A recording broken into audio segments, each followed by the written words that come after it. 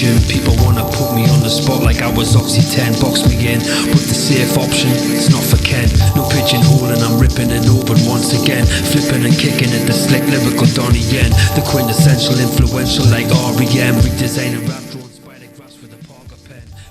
This is the bathroom, but watch out, we got some bad roaches here. Hey, you're on our turf, man. Hey, man, I cut you up so bad. You gonna wish I don't cut you up so bad. Those are bad roaches.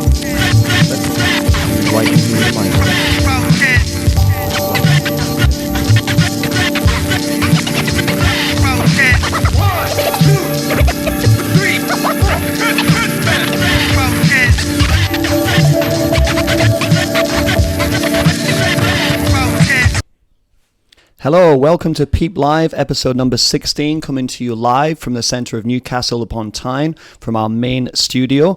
Thank you for joining us here tonight, and it's good to be back. Here are the Peep takeaways for this evening's show. We have, first of all, have the unusual slot with Ridley Scott, emphasis on the word unusual. Boom. World Headquarters date time. It's good to be back, Cliff. We have Cliff Sainsbury in the house tonight, the leader, CEO, Boom. and heir of the Sainsbury fortune, and a new member of the team tonight, Richie. We apologise for the slight delay in starting the show. We had a technical hitch, but our new man Richie was on the scene there. So we have the World Headquarters Day, our official move to World Headquarters, a day at the time, the guest and music. Apocalypse Now will be our feature for tonight, Hearts of Darkness, and the Joseph Conrad book, Hearts of Darkness, or a little feature on that. Return of the newly named Martial Arts Minute with Mr. Chris Reid, my close friend, martial artist, soul surfer, and all-round good guy, Mr. Chris Reid. We changed from the Hollywood Heat. And we'll be featuring Khabib versus Ferguson, discussing a little bit on that, Fury versus Wilder 2, and the Cowboy versus Mgregor fight. And there's also a little special item on this section with Chris Reid that he doesn't know about. The music you're hearing right now is our good friend, the show's good friend, Ken Masters, the Bad Roaches EP. It's a brand new album. You might want to check that out. The Cosmic Viking Wizard Funk Special Edition, which I'll be mentioning throughout the show as per the notes I have on the side. Special first announcement, we have over 5,000 subscribers. You remember back in the day we're looking to attain 2,000. Around about what, episode 10, Cliff? We're looking for we had about 2,000 subscribers. So I think the jumped up that episode when we had Chris Reid on, and then I think the episode when I was just wearing it, just came in and really pushed the numbers up there. I think we got them over 3,000. But then over the last couple of shows, we've managed to hit nearly 5,000. But obviously also including the other incredible content on the Peep channel. So if you're on the YouTube channel, there's plenty of other content there you can find. So we'd like to thank all the people who are subscribing to this channel. We are fast approaching 6,000 subscribers with the end goal, in a sense, certainly a short-term end goal, is to attain the 10,000 subscribers. Yeah, magical number. Yeah, we want 10,000. I'm just saying, Cliff, look very fetching there, and I do mean this sincerely, because it's a little bit chilly in the studio tonight. I'm laid up, but I noticed you got the red body warmer on with the red headphones, the Beats ones. Was that intentional? Well, no, not really. I got the Dr. Beats not as a present, just an unwanted present. So I kind of wearing them. I like that. No, I just like the way you're going red on red. That's my point. It's a peep colours. It's a peep, of course. Come on, James. It's a peep colours. It's a peep colours. I've been away that long, I've forgotten. It looks good. And Richie's there holding up with a big thick coat on and a doubled up hoodie, because it is cold. Richie doesn't want to be on camera. Well, we'll maybe get him on. He's literally stand with his back to the cameras. We'll get him on at some point. So I'd like you to follow us on Twitter at Peep Limited, follow us on Instagram at Peep Limited, and the website is peep.ltd. My name is James Watling, the official Peep production coordinator. You can find more about myself on my social media, which is Instagram, Team Alpha 1 on Instagram rather, Team Alpha 1424, and you can also find me on my Facebook page, Team Alpha 77, for information on training, martial arts, nutrition, psychology, supplementation, mentoring, body coaching, and so much more, including the new venues that we have. Boom, titles, James. Thank you, Cliff. Our intro music was brought to you by, as we'd said, Mr. Ken Masters and the Bad Roaches. So, Cliff, what have you been up to? grown by those who came The thing is, James, stones. This doesn't make you it kind of got us on the hop now because I'm doing like 1,000 different things here. by the beneficial. I'll jump in. I'll jump in and say what I've been doing, and then we'll head back to yourself unless you've Seen and heard. Yeah, we're It's the influential. we're actually trying like a lot of new things tonight. So Scriptures written. some things are working, some things aren't working. But the thing is, you've always got to touch the boundaries all the time. And if things don't work, they don't work. But tonight, I'm hoping that things are working. But I'm on brain overload at the moment. There's just so much going on, and but I'm not complaining. And but yeah, what have I been up to? I've got a couple of cool little facts for you, James. Please tell me them. So if anyone can guess the number one with this, I'm going to give them, I don't know what I'm going to give them. I'm going to give them a Star Pro Sports prize. A Star Pro. So Star Pro Sports is one of our influencers. Martial arts, one of the top martial arts companies in Europe, I would say. So you'll receive a prize from them. So what's the special I'll tell you what. Yeah, I'll tell you what, James. Because I was going to do like a little countdown to something, but I've got it. I've got it, James. I've got it. Let's do it. Right. So what I've been up to. You asked us what I've been up to. So it's on you now. But I've got like a top 10 of the worst places to live in Britain. Okay, top 10. So what we'll do is let's fire off the 10 to number 5, and then we'll do 5 to 1 later in the show. So should we run through from? Do you think that's a good idea? From 10 to 5, or 10 to 6 even, the first 5. We can do 10 till 6. So at number 10, Halifax, branded as awful.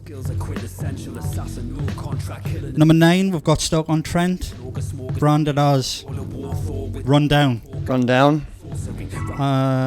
Number 8, we've got Wakefield. I don't want any hate mail coming in yet because this is just stuff I've read. I mean, it's not. We'll give you the source at the end of the show. I mean, it's not us writing it. We've got number 7. Oh, did I say Wakefield? You did. We did Wakefield. Yeah. Branded as cultural wilderness. And number 7, we've got Keighley. Keighley. Never encountered such a depressing, unfriendly and dull place in my life. Was that the place of the people? Who knows? I don't know. But last, number 6, we'll come back to these. Nottingham. Born and raised in what could be described as a tough place in Leeds, but nothing could prepare me for this. I wonder. We'll have to quote the source. So that's a top 10. I think there is a little bit of a fun edge on this. If we don't genuinely mean this, and obviously this isn't our opinion at Peep, so this is just a bit of a fun edge to go through. I have to say I don't think I've been to any of those places as yet, although I am from Leeds, and I've got to say Leeds. Leeds. Well, Bradford, born and bred actually. James is from Leeds. Born and bred in Bradford, and then and over to Leeds. But you guys don't. And then over to Australia, and I can give you my full travel history. But you don't want to know that. You want to know more about what's going on over here. What's going on with me? I want to know more about Peep. Well, hang on. What I've been up to? Let me get onto this. I've been very busy actually. I've been very busy with my business and brand, Team Alpha, creating new venues. We have a close association with Morpeth Rugby first team. We managed to get them up the leagues, defeating a lot of the teams, obviously in the lower league, to jump up. And now I have a good base with them at Morpeth Rugby Club. We have the Jesmond Studio 54, shout out there. So we have Team Alpha based in the Studio 54 Jesmond with kickboxing, power kickboxing, boxing, mixed martial arts classes, and strength and conditioning going on there, and many other things happening as well online. As I say, you can find out more of that information on my social media. So enough of that. On to our most important section of the show, the usual slot with Ridley Scott. Now this is a section. Ridley Scott is a fan of the show. Cliff spent a little bit of time being mentored off him actually, and we were a big fan of his movies. So We're not sure if we can ever get him on the show. He's obviously a very famous man, a great director. But we like to have a little kind of shout out and homage to Ridley Scott by having the usual slot with Ridley Scott. Yeah. Ridley Scott, where we'll talk Scott. about his shows or what he's been up to. So you can find some of that on past episodes, rather. But today is called the Unusual Slot with Ridley Scott. And what's on... Oh, sorry, can we do this properly? Yeah. The usual slot with... No. It's the unusual slot. It is, but normally it's the usual. Can we do the usual one? Okay, let's do unusual. It's the unusual slot with Ridley Scott. And the reason it's unusual is because we don't have any info about him or any news. So the special announcement is we're going to be moving to World Headquarters Club Newcastle. We finally have a date and time, so I'm just reading off the card here. It's the 21st of February from 9:30 at night till 10:30. So we have an hour, no room for technical hiccups on that night. It's the address is Curtis Mayfield House, Carroll Square, East Pilgrim Street, Newcastle upon Tyne. You can also go onto their website, just type in HQ Newcastle. We have a special night planned for our show. I will be taking the lead there, presenting. As normal, I have some co-presenters with me. We're going to have as guests the Northeast hip hop pioneers Ken Masters and Rick Fury, and a very talented DJ ADS. DJ Ads. There you go, DJ Ads. There you go. DJ Ads. Apologies to DJ Ads. We also have another special guest, which will be Amy Fettis, the CEO of one of the Northeast leading fashion brands, AIM Clothing. So look out for that. We're excited to have Amy on the show. We'd also like to mention we'll have two co-hosts join us on the night and joining Peep in their vision for culture here in the Northeast, Maddie Tate and Jamie Bazilla. We hope you're watching, and we'll see you both on the night, and I'll get to meet you guys for the first time. Obviously, you'll be assisting me on the presenting of that night and making sure the show is at its best, and we'll see you there for our show. Yeah, we'll look forward to that. That's at World Heads, 9:30 to 10:30. 9:30 till 10:30 p.m. This has been in the making for over a year now. It's taken a long time to organise it. If you would like to see a little piece we did on World HQ on Tom there, Tom Coughlin. Corker. Sorry, Cork. I do apologise. I met that pleasant gentleman last year. We did a little piece on World HQ, so you can check that out on our website. And we're starting to promote this thing now, so if anybody out there who's interested in the promotion, whether it be an exhibition, band, actor, artist, etc., please get in touch at contact@peepmagazine.co.uk, and we'll be looking for drinks, promotions, sponsorships, and other companies to help with this promotion and show. Cliff, would you like to add anything else to that?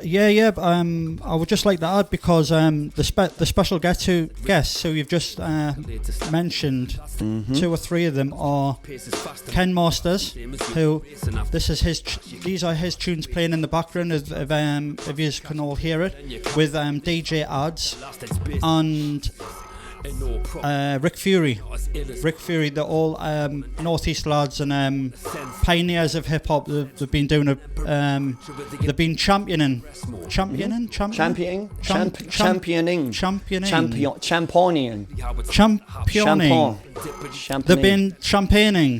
been championing for the Northeast. They're absolutely great bunch of lads. So can I also mention, if you check out on the Peep YouTube channel, in my living room, there's a little section with the guys on there. If you'd like to give that a watch, that's a good call, James. No worries. So we're Cosmic Viking, Wizard Funk, Bad Roaches, and Ken Masters. But also, you might want to. We're getting into it now. We're James. starting to find we're flow, aren't we? Yeah. And also, if you'd like to get onto the Peep channel, there's some great content on there. There's our trade routes section. We've got Spending More Sports on there. We've got Barter Books on there. You might want to check that out.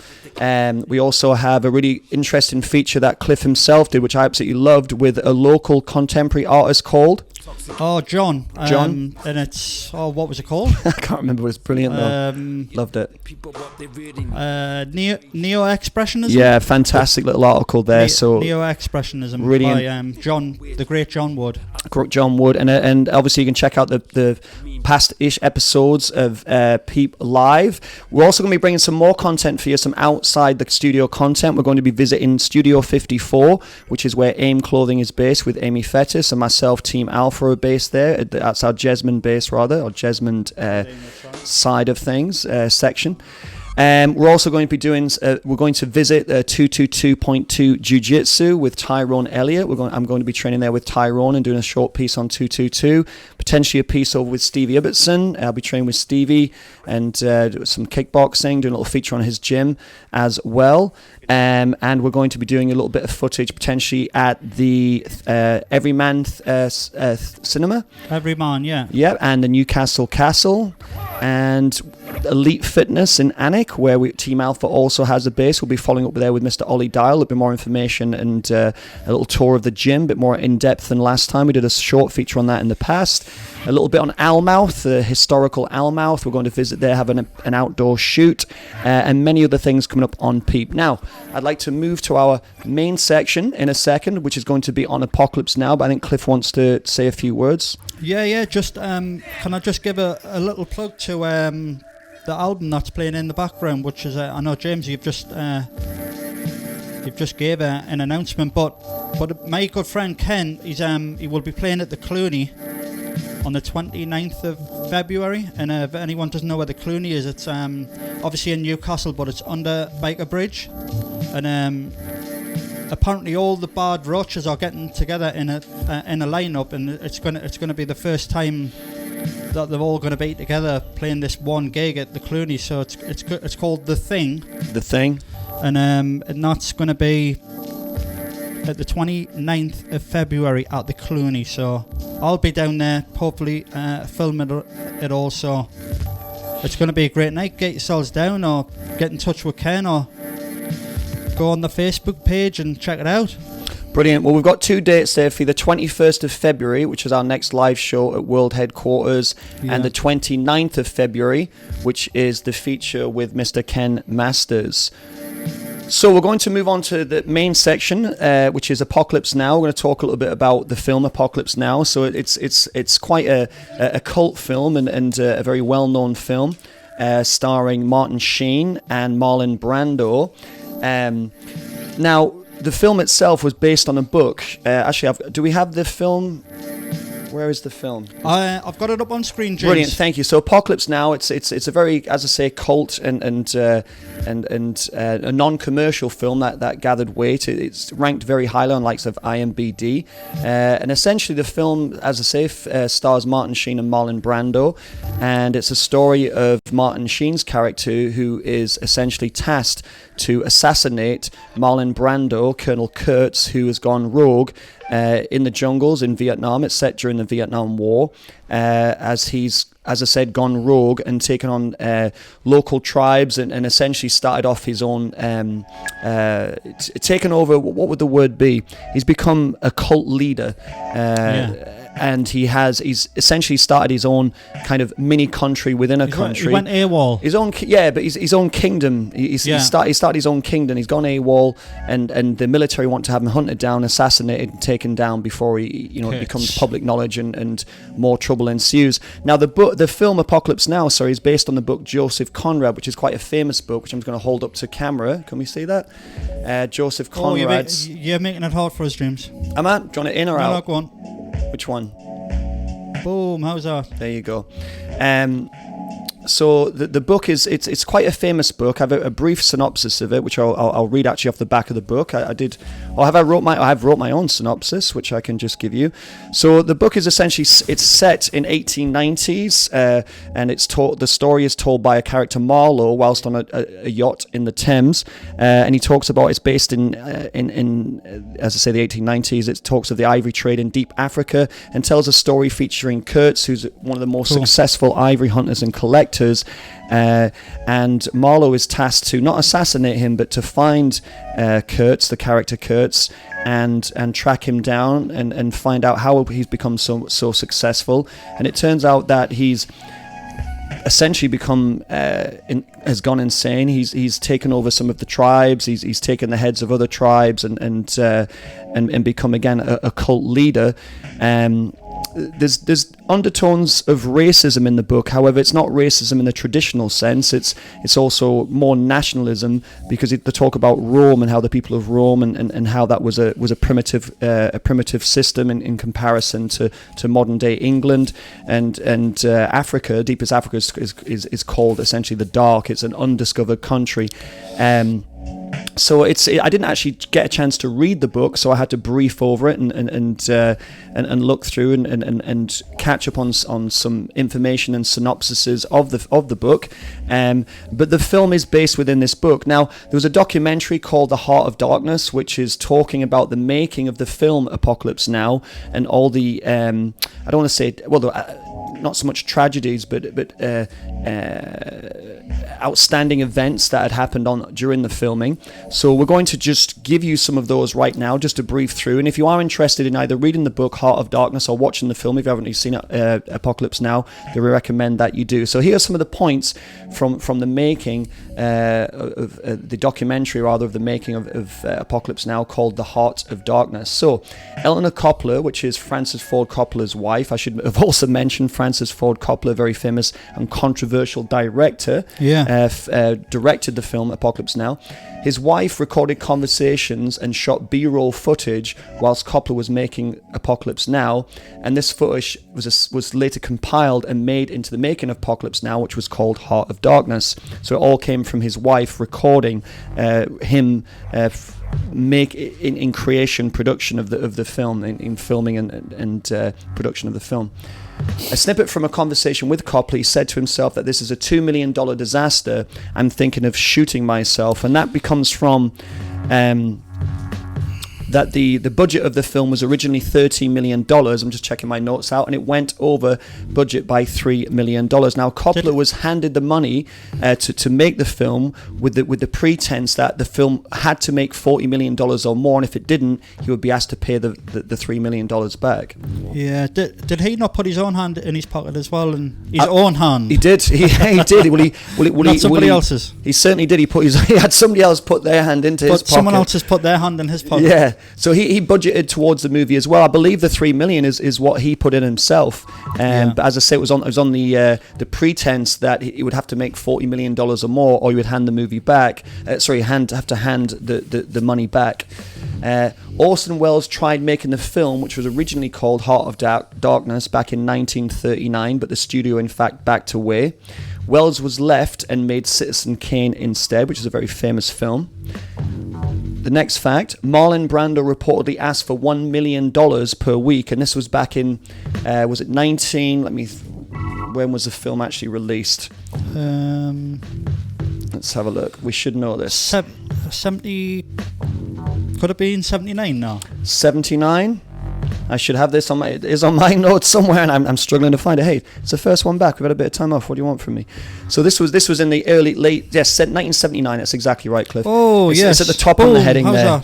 That? If you adjust that for inflation, $1 million from 79. So what's that? So what's that, 41 years ago?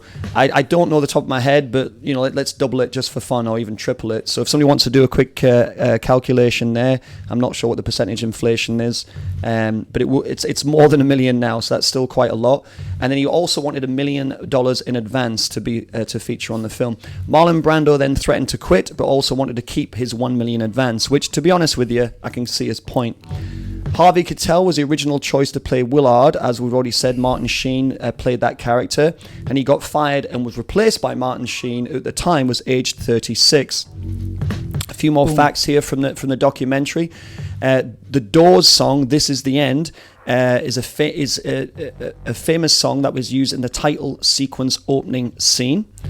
Kurtz, the character from the book, is reflected in the character Colonel Kurtz from the film. Also, Martin Sheen's character is based on Marlowe from the original book. John Milius, famous for directing Conan the Barbarian, and George Lucas, who was quite a well-known director for Star Wars, originally had the idea to adapt the book from the film. And one of the other famous songs or music in the film is "The Flight of the Valkyries," which is a classical piece which was used during the airborne cavalry scene. James? Yes, Cliff. Did you mention the Zoetrope? Ooh, Zoetrope. Just because I've got a couple of notes here. Please tell me, because it's not on my list here. Just because when what was it again? When Orson Welles decided that he couldn't do it, or the money wasn't there, Zoetrope, like a collective with George Lucas and Francis Ford Coppola, and a couple of other directors as well, that they formed Zoetrope, like a film production company.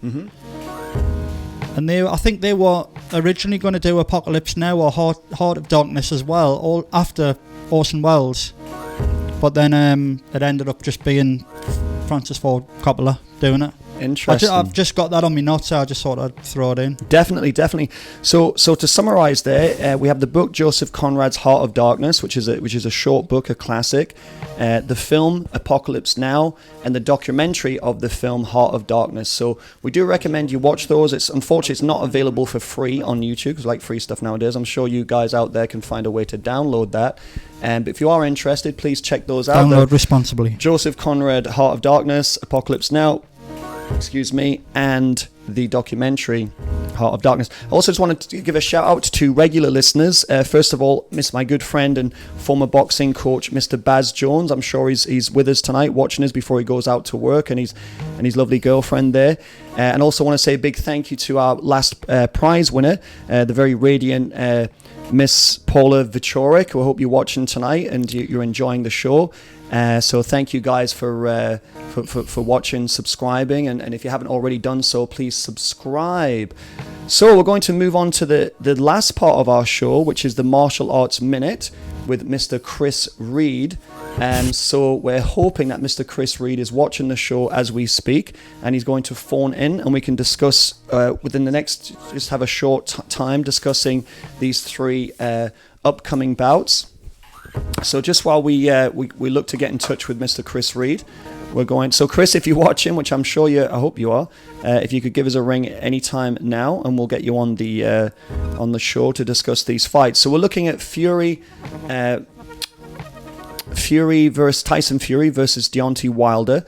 This is a rematch. I should say Tyson Fury and Deontay Wilder 2. So they're going to be happening on the 22nd of February. James?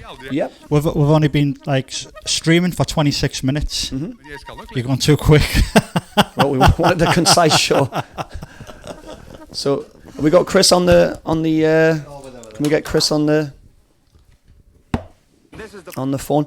So going back to these bouts, so we have, as I said, Tyson Fury versus Deontay Wilder 2. This is on the 22nd of February at the MGM in Las Vegas, and at heavyweight, of course. So it's interesting that Tyson Fury has a new trainer. And the last fight ended in a draw, actually, with Fury taking a tremendous knockdown and a very hard right hand from Deontay Wilder. Very few people actually thought Fury would have got up after that, but he did. He managed to get up and box right through. From Fury's side, and a lot of people thought that Fury had actually won the fight instead of it being a draw, as he'd outboxed Deontay Wilder for 10 of the 2 rounds, and 2 of the rounds Fury had taken, as I say, a really dramatic knockdown. Almost a knockout, in fact, but he did manage to get up before the 10-second count. So we're going to be discussing a little bit on that. We also have the Khabib versus Ferguson match. Khabib sits at 28-0. This is at lightweight in the UFC weight divisions. So we have Khabib, who's 28-0, versus Ferguson, who's coming at 25-3. That'll be an interesting match, and that's on the 18th of April at the Barclays Center, Brooklyn. Have we got Chris? Have we notified Chris to? Brilliant, thank you. He's waiting. Well, he's not literally waiting. Yeah, we're just waiting for Chris to call, because just things are being put back a bit. So I mean, he might not even call. I just don't know. Okay, there we go. I think he's on right now.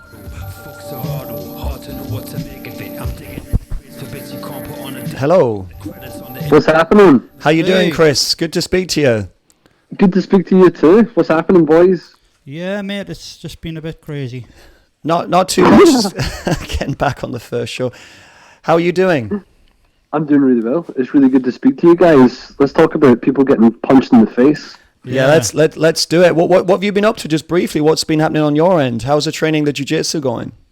It's going pretty well. Still on my journey, strangling people quite often, trying to get in about 5 to 6 days a week where possible. Sometimes it's, as you know, it's easy to do that. I competed in June. I maybe cut a bit too much weight for that. I cut about 16 kilos. What weight did you come in at for that one? I came in at 85 kilos. Yeah. I'm in the process right now of cutting a little bit of weight again, and we'll see what happens. There's a few tournaments coming up I quite fancy. So, yeah. What about yourself? Training hard? Well, taking a little bit of time off training, I had that injury that I talked to you about. So I'm just taking a bit of a hiatus because I've essentially tried to train through it, and my mindset just keep going. Yeah. So I've had to just really so I've done that for about 3 months, and just aggravating injury. So I'm just taking a bit of a hiatus, actually, maybe a 2, possibly 3 month maximum hiatus from all training.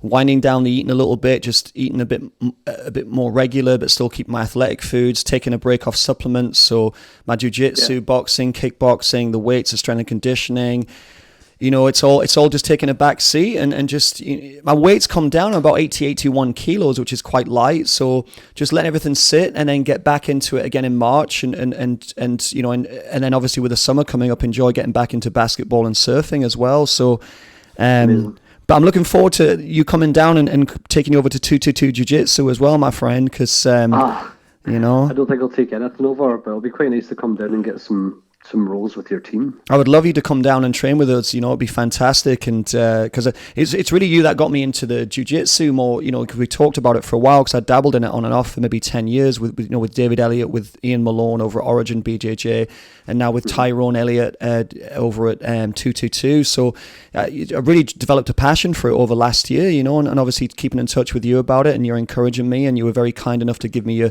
your first gi and belt. So I thank you very much for that, sir. No problem at all, man. Jiu-Jitsu is growing exponentially right now. It's so huge, and it's definitely became a lot more accessible and friendly over the years, which is great. It's definitely, as Joe Rogan says, it's a vehicle for human development. And you learn a lot about yourself doing something like Brazilian Jiu-Jitsu. I think in this current climate where people are finding it quite difficult to cope with a lot of different things, and they've got low resilience, forcing yourself into a martial art like Brazilian Jiu-Jitsu, where you're really challenging yourself and you're doing some higher level problem solving with some physical consequences, is actually very good for you, and that branches out into other aspects of your life. Yeah, I agree. I mean, gotta not take it too seriously. Absolutely. I personally, I found myself as well. I mean, obviously you do get the odd person, but overwhelmingly I'd say it's very welcoming when you go into a jiu-jitsu gym for the first time. It's not from experience of going into numerous boxing, kickboxing, Thai boxing gyms around the UK, around the world, and from amateur to pro level, sparring with a lot of pros and boxers and kickboxers in different weight divisions. The ego seems to have settled down more in the jiu-jitsu, where you're going in there and the guys are more about really helping you learn, and you get the odd walk in who'll come in and try and rip something off. But I think when we discuss this, that overwhelmingly it is a very welcoming and encouraging and family-based environment. I certainly found that at 222. Some of the guys over there have been tremendous. I've really felt that family, and being around those guys, because I'm a very much, me, a very much solo kind of guy most of the time, but it's nice because I'm used to that. But it's lovely to be in that. How do you feel? What do you think about that, Chris? From what, sorry, specifically? In the sense that in jiu-jitsu it's more welcoming in a sense? Yeah, it definitely is. Like, I've been in quite a lot of martial arts academies over the years, and I found with striking arts, I never really knew what was going on sparring-wise. I always found that a spar always ended up in an actual full-blown fight. I can't ever say that I've ever been in a gym where I'm sparring with someone and I've got in my car and thought, that was really good. I found that really useful. it's always ended up in a full-blown trying to smash each other's face in or kick each other's legs off competition. But jiu-jitsu seems to have this vibe where everybody needs each other to help each other. And if you keep your training partner healthy, you can continue to learn from them. And I found as well, like with the jiu-jitsu side of things, it weeds out the egos quite quickly. And that's why there's actually quite a high dropout rate of Brazilian jiu-jitsu, because people like that tend to have their egos bruised so badly, so quickly, that they don't actually come back to the classes. And if they continue to show up, they'll have their ego squeezed out of them by the higher belts. So there is like a sense of hierarchy there sometimes to try and teach people the right way, how to conduct themselves, and it does keep the balance of the jiu-jitsu in the right way. Don't get me wrong, you do get the odd not very nice person here and there, but they're few and far between now, in my opinion. Well, listen, let's get on to the martial arts minute. Let's brief through some of these bouts that are coming up. Let's do it. So first of all, we have Tyson Fury versus Deontay Wilder 2 on the 22nd of February at the MGM Las Vegas at heavyweight. This is a rematch after the first fight, which ended up in a draw. I think the highlight, in a sense, or the most kind of talked about part of that fight was Fury's vicious knockdown, where it seemed as if he was completely unconscious, managed to rise and then box his way. A lot of people felt that Fury had won that fight, 10 rounds to 2 perhaps. Some favoured Deontay. Personally, I thought a draw was pretty much spot on, because it was tremendous. It was a tremendous knockdown, and you've got to count that in. But of course, it is boxing. It is scored on a 10 point scoring system. So how what do you think about the rematch? How do you feel about that? It's kind of a difficult one, because a lot of people are saying the same thing, and I don't want to sound like everybody else, but it's so hard not to. With someone like Tyson Fury, he's a multifaceted fighter. He's very confident. He can fight inside, outside. He can stay mobile for a full 12 rounds, and he can bob and weave and rack up all the points he wants. But sometimes that doesn't work too well with someone like Deontay Wilder, who's such a hard hitter, which we saw the last time. And when Deontay Wilder knocked Tyson Fury, well, it looked like he knocked him out, and he rose from the dead again. I really wish I had this information to hand right now. Hi, Chris. That clock, I mean, how long was he actually on that canvas for before the referee started? Too long. Too long, mate. So Deontay Wilder probably should have won that fight based on that. But Tyson Fury can absolutely weather a storm. So quite simply, what I would say is, if Deontay Wilder is a knockout machine, so Deontay Wilder is going to try and knock him out, and if Tyson Fury can weather the storm, I think Tyson Fury will win on points this time, or Deontay Wilder will knock him out probably in maybe the 6th or 7th round. James, that's my predictions. Hi, Chris. What do you think? Can you hear us? I can hear you now. Yeah. I'm just sticking my oar in, mate, just to say what I think. All right, cool. I think if Deontay doesn't look for the one shot, he can probably win, and just with his jab and whatnot. But if he looks for that one shot, I think he might lose. Yeah. Because you can't. Everyone says, like, I'm just going to go in the box, and they end up just following the people around looking for this one big, massive shot that never seems to happen. Do you know what I mean? Yeah. Yeah. I think the problem is with Deontay Wilder, it's happened 41 times. He's knocked out 41 people with 42 wins with only one draw. Yeah. But with Tyson Fury, I don't think Tyson's had some problems with his trainer. He swapped his trainer quite recently as well, which I'm not really too sure what's been going on within their camp. That might throw him off a little bit. But hey, Tyson Fury's a fighter that's been about for a long time. He doesn't not know how to fight. He looks in the best shape of his life now after cutting all that weight for the first fight and then going on and having another 2 fights, and now he's finally probably feeling, I say, the best he's probably ever been. Yeah. So who knows? It's going to be either a knockout or it's going to be taken to points by Tyson Fury. That's my prediction for them. James and Chris, do you guys know about Deontay moving away from his promotional company? Is it? It's not ESPN. It's. Do you know what it is? I don't know. Deontay is like promotional company. I'm not too sure about that. Is it Showtime or? Is he with Showtime? I think I really don't know. If there's I'm anyone not sure. out there who knows what it is, just can you write in? Let us know. Yeah. And so let's pick a winner. Let's all pick a winner and a prediction. Let's all make a prediction. Cliff, Tyson Fury. Yeah. Tyson Fury on points. Fury on points for Chris. Cliff. Yeah, I'm gonna go Deontay Wilder again because I actually thought he won the first one because I think everyone gets a bit bamboozled when Fury throws a load of jabs and and he doesn't actually connect. When you watch it really closely, he doesn't connect on all the shots. So I think a Wilder win again, but I think it's going to be emphatic. I think it's going to be an emphatic win by Wilder. I think he's going to knock him out like quite quick.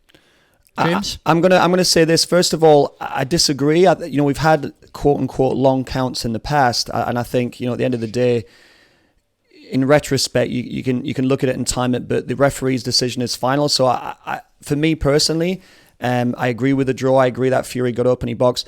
And to be quite honest, I'm going to go with Cliff on this one. Yeah. I actually think, well, to be honest, I see the idea behind Fury boxing, but the reason I think Deontay is quite simple because he's probably the hardest puncher in boxing history, and all it takes, it's such a cliche, but a split-second mistake and it's over.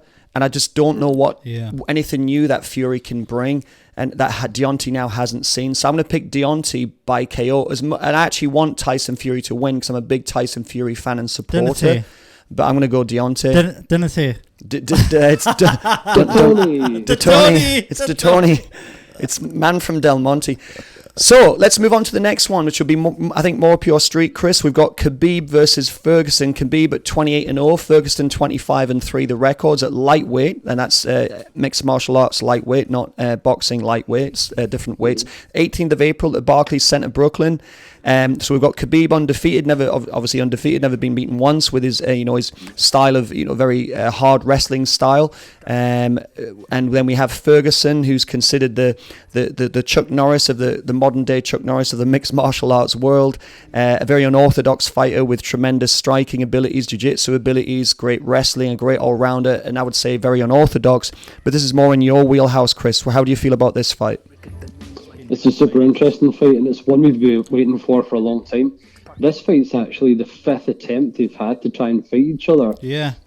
This fight's been cancelled 4 times for different reasons. And the last time they were supposed to fight, Tony Ferguson actually tripped over a wire in a studio and damaged his knee. That's how cursed this fight actually is. And it was quite advantageous of the UFC to put this fight so far away. They announced the fight in at Christmas time, even before that. That's right. And it's in April. That's a long time for bad luck to try and kick back in again. So here's hoping that they can both stay healthy for it. Khabib is an animal at what he does. Yeah. He's got a fantastic smash pass style into that leg, above the knee leg triangle, and then he basically kind of scoots along to get the person up against the cage and just smashes them, just punches it into absolute oblivion, into submission, round after round. And he showed in his last fight against Conor McGregor that people are scared of his striking. They're scared of him taking them down, and it just confuses them.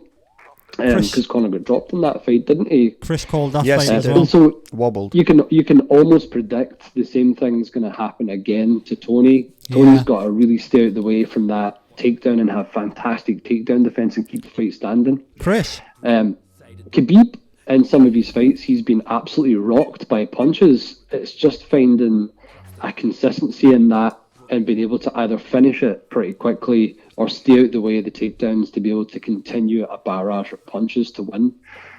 On the ground, I mean, it will be very interesting to see a very high-level 10th Planet Jiu-Jitsu practitioner, black belt practitioner, against the kind of smash passing wrestling style of Khabib Nurmagomedov. Chris? I can't even predict that fight. I can't predict it. Chris, can you hear us? Yes, I can. Have you heard what Eddie Bravo has been saying about if and, well, inevitably when Tony does go on the ground, he's not going to try and scramble to the cage. He's going to fight him on the ground. He's going to engage with him. Yeah, have That'll you be heard? interesting. I think that's the best strategy. Yeah, Eddie Bravo's been saying this like for a while now. I think the mistake people have been making is trying to get back up. I think, with Ferguson's jiu-jitsu, I think your best option on the ground with Khabib would be, in fact, to engage him. It'd be super interesting to see if he can, because Khabib's style is in a kind of smack pass style where he tries to get the person onto their side so he can fold their legs up and then just basically he triangles their legs. And so if Ferguson can try and counteract that in some way by throwing, because Ferguson's absolutely phenomenal at darces and guillotines.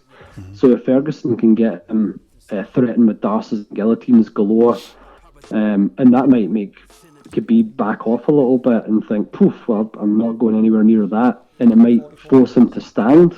Yeah, very good point. That's quite interesting. Predictions, people. Can we all make it? So we'll go same as before. We'll go Chris, Cliff, myself.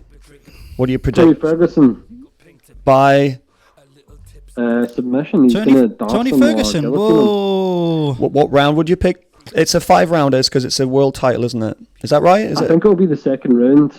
I think it's going to be the second round. Second round, Ferguson by. Will it really get into submission? We'll put money on that, but we'll get some good odds if we really get technical. Cliff, who are you going for? I'm going to go with my favourite fighter. He's been my favourite fighter right from the start. I think when me and James done Peep Live 1, I think I was actually talking about Khabib then. I don't know if you ever seen that, Chris, but yeah, I'm going for Khabib. I'm going for, I don't know what round. It just depends what round he wants, like, doesn't it? I think he can take most guys out in the first round if he wants.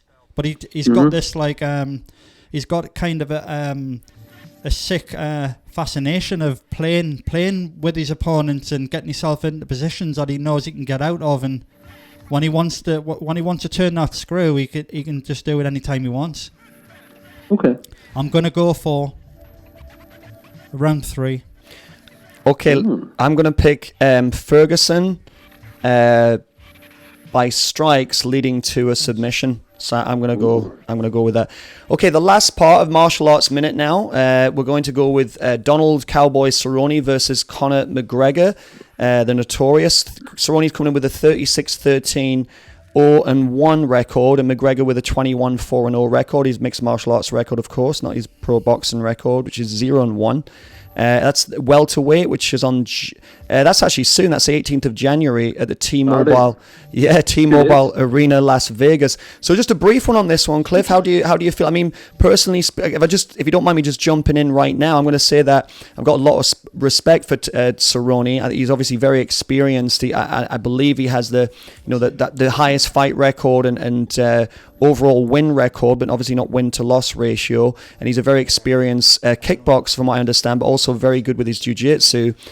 But I personally feel that McGregor's just, the layoff is actually going to benefit McGregor. I think that McGregor is coming in with a little bit more variation and perhaps things that Cerrone hasn't seen before. I think McGregor's fought at a higher level in a sense, although you could argue that point of Cerrone's essentially fought everybody. And I think that I was about to say that I'm trying to remember actually. The break point for me will be McGregor's. That was what it was, Chris. I also like to get your opinion on the fact neither of them have cut.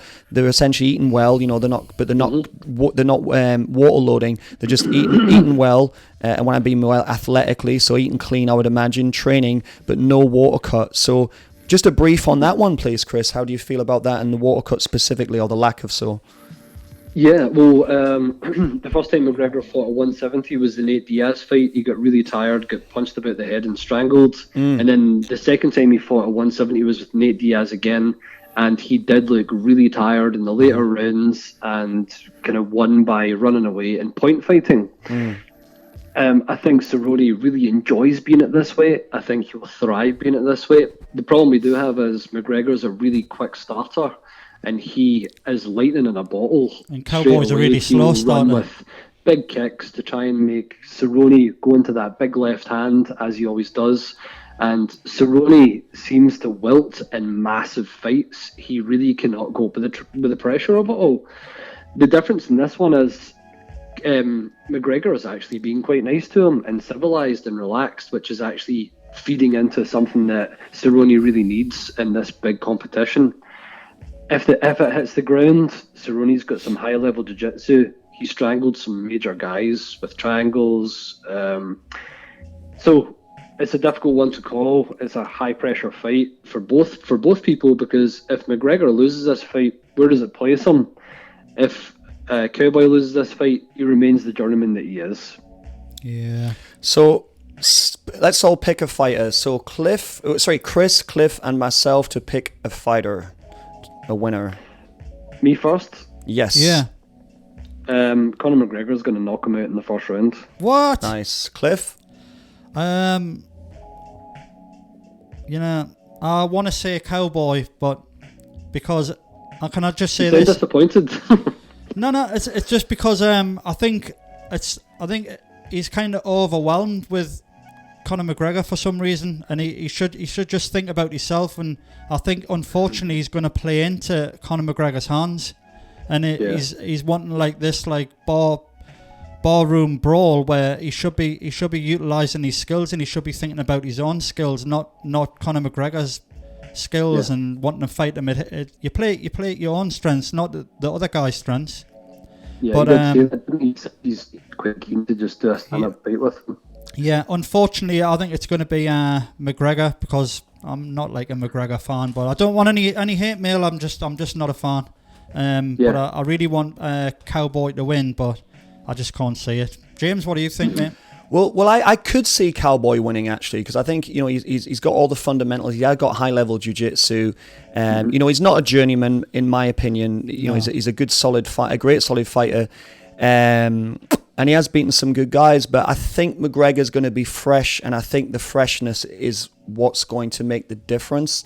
So I can see McGregor winning by strikes in potentially the first round. So I'm going to go with that rather than hedging my bets, because that's just weak. It'd be great to see. Cowboy get him out into the later rounds and see Take where him they in are. the trenches. Take him in the trenches. What I did see though was on episode 2 on the UFC Road to the Octagon, Cowboy was walking with quite a bad limp. So I've I don't seen know if that. he's actually going into this fight injured. Mm-hmm. His foot might be up like a balloon. Yep. We'll have to wait and see. But our predictions are all on tip. Just before we get off, Chris, just a last thing. I would like to send you these. This is a gift for you. A special gift, some economy grappling gloves by Star Pro Sports. So we're going to get those sent. Wow. I'll take those with me and I'll get them sent out to you unless I see you beforehand. They're for you. Thank you so much. That's our little present for you. Listen, Chris, I'm going to see you soon. Obviously, we're going to meet up in the next 2 or 3 months. This year's the year, I feel. This is the year, and I'll make sure these gloves get to you. I'll send them up to you, actually, because then you're going to get them within the next, 2 or 3 days or 3 to 5 days. We'll not mess around on that, and I'll see you soon, brother. I really appreciate you guys. Have a great night. Thanks, you. Chris. Take Thanks care. for Chris, calling thank you. Take care, brother. Bye-bye. Speak to you soon. Bye-bye. Thanks, Chris. Okay, guys, I'm just going to do a little refresh here. So thank you, first of all, to Mr. Chris Reid on the Martial Arts Minute. He'll be joining us at HQ, not live, unfortunately, but we will be phoning in again. We'll be having a short Martial Arts Minute on the HQ show. Main things I just want to review over is on the 21st of February at 9:30 p.m. We'll be at the Headquarters nightclub at the Carriel Street in Newcastle for our first live show. Guests are welcome, and our guests to come to watch the show will be very welcome. We'll have the Northeast Hip Hop Pioneers, Ken Masters, Rick Fury, and DJ Ads will be there with a special guest, Amy Fettis, the CEO of AIM Clothing. The second date to remember is the 27th, Cliff, of February for the...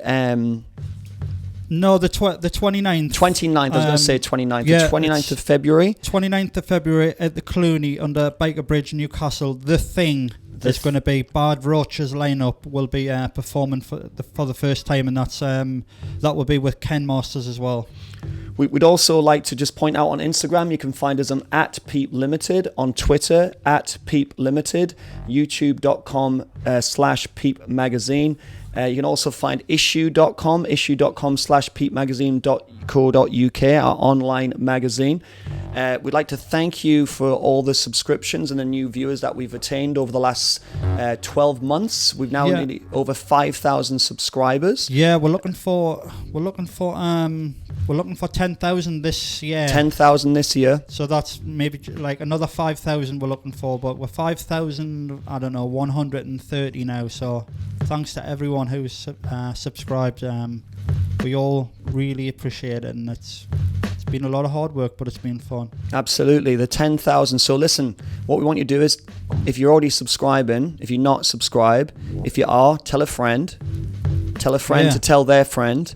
And tell their friend to tell them to their friend. And they can tell their friend. And their friend. So and Richie can tell some of his friends as well. And Richie could tell his friends. I'll tell my friends. Yeah, Cliff, have you told your friends? And then we can teach the world to sing. And then we can teach the world to sing. So yeah. So listen. James, can I just mention the album again in the background? Yes, please do. Yeah. Give us a. Well, can I? Yeah, go. I've got it here.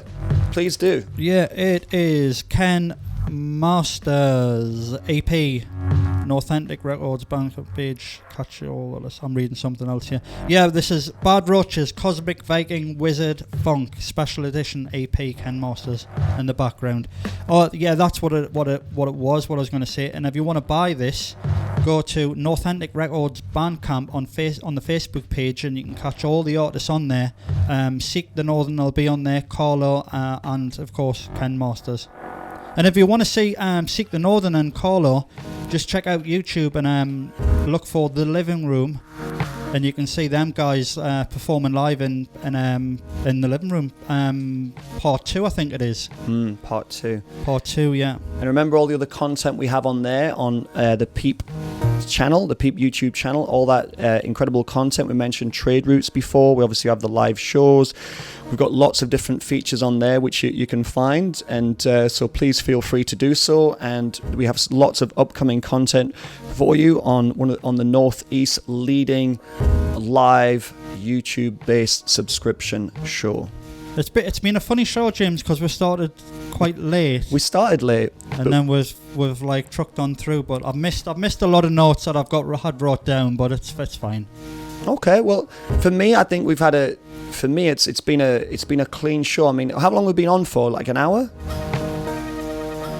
An hour, yeah. So that's where we've got to hit for the headquarters. We've got to keep this nice and tight.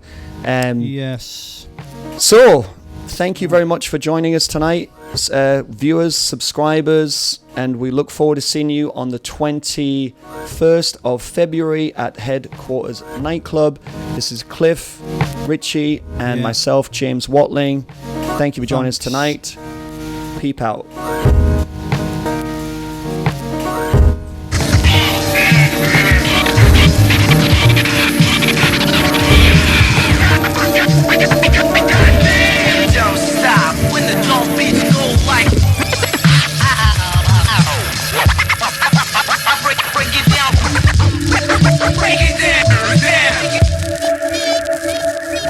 There I go, outside of the box again. A spacewalk with a steady supply of oxygen. People wanna put me on the spot like I was Oxy 10. Box me in with the safe option, it's not for Ken. No pigeonholing, I'm ripping and open once again. Flipping and kicking at the slick lyrical Donnie Yen. The quintessential influential like R.E.M. Redesigning rap drones by the grass with a Parker pen. This is the bathroom, but watch out, we got some bad roaches here. Hey, you're on our turf, man. Hey, man, I cut you up so bad. You're gonna wish I don't cut you up so bad. Those are bad roaches.